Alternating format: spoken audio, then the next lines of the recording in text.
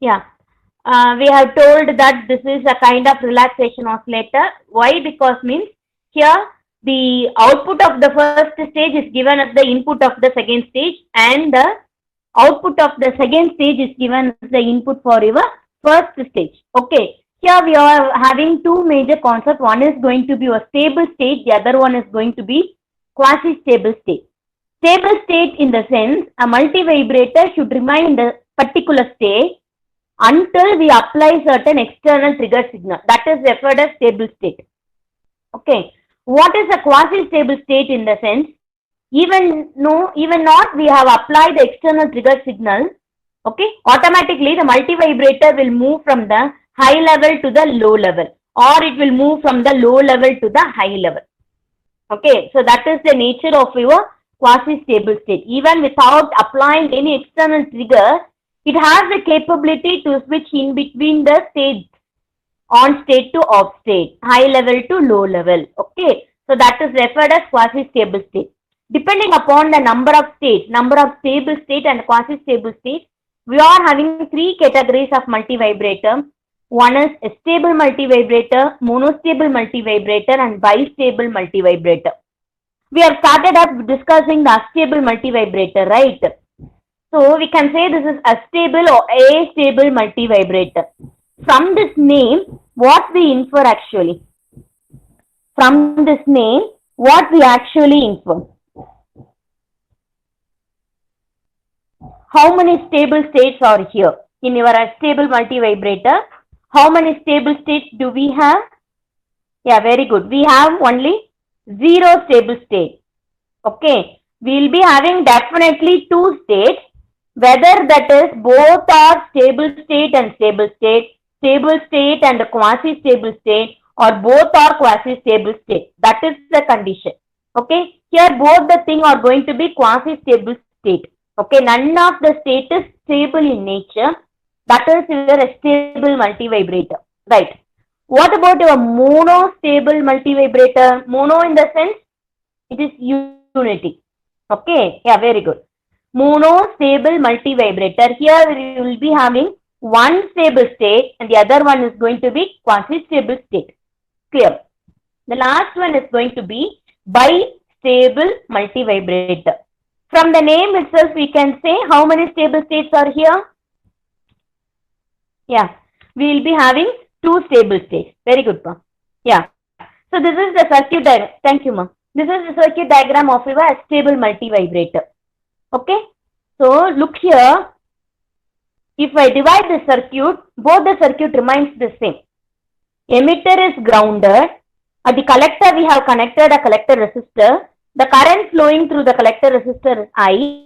It is being connected to plus VCC. Clear? Right. And the coupling capacitor is connected to base of your second transistor. And this coupling capacitor is connected to base of your first transistor through a resistive path. Clear? So this is the circuit diagram of your collector coupled astable multivibrator. Right. In this RC value is going to be the same. R1 and R2 are going to be the same. C1 and C2 are going to be the same. Here we will be having only one VCC. Okay. So initially we will be taking one transistor is in off state, the other transistor is in on. Whenever this transistor is in off state, in the sense, what happens? The capacitor will be discharging. Okay, discharging part. Okay, and this capacitor will be in the charging part, since this transistor is in on state. Okay, it will be taking the path through the resistor R1. The capacitor will be charging to a maximum level of VCC. Okay, beyond VCC it could not increase, and what happens? The transistor will be made to off state. Once the transistor is off, what happens? The charges that are accumulated in the capacitor C1 will start to drain, which is the draining path towards your base of your transistor, first transistor. Okay, so this base voltage is keep on increasing. Whenever it reaches the cut-in voltage or the threshold voltage, this transistor comes into conduction, thereby making this capacitor C2 into charging mode. Okay, So charging will be taking part through this path. Okay. So at the time, any one transistor will be on state, the other would be in the off state. There is no need to apply any external trigger at all to convert from one state to another state. We don't apply any input signal. Okay, so that's what this is referred as a stable multivibrator. What is the name we give for a stable multivibrator? This is referred as free running relaxation oscillator. Without applying any external trigger signal, it has the capability to switch over from one state to another state. Okay, so that is the thing we are discussing over here. Clear? Right. So in this we have discussed the analysis and how the waveforms comes.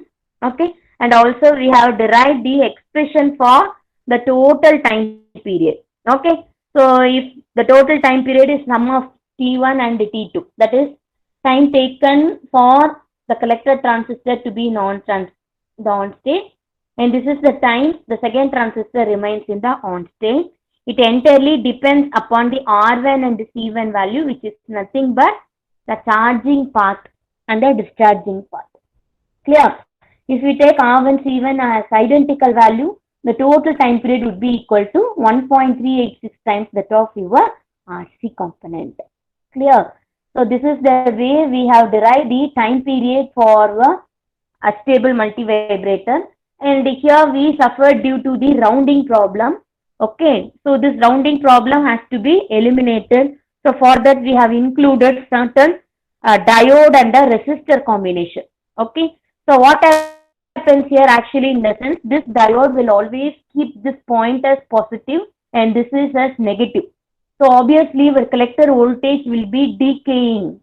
Okay, if collector voltage is decaying, obviously it reduces your collector current and your base current, thereby adjusting the rounding problem. Okay, so that is the distortion we get in our astable multivibrator, right? And then I think